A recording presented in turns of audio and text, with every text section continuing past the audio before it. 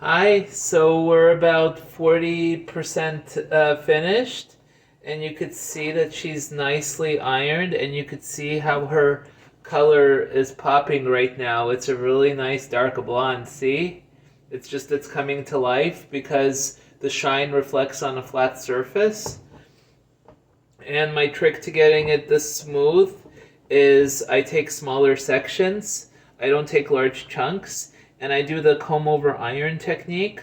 So how I do that is I take my section of hair, I work from the bottom, and then I work my way up, and I take my rat tail comb and I make a little parting, just a very small parting,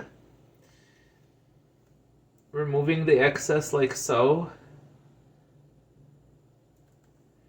And so with this hair, so I take my big comb and I take the iron like this and I do the choo-choo train motion, so it's like this.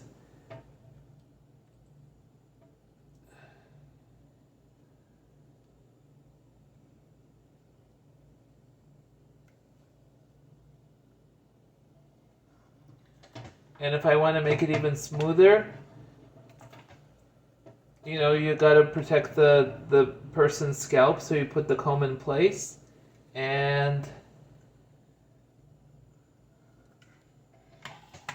you could see this section is nice and straight.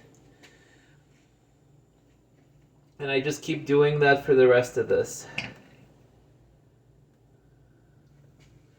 Same thing, we smooth out the hair beforehand, before it gets the iron. We protect the scalp, and we do like a motion. We straighten the top like this to remove the bends, and we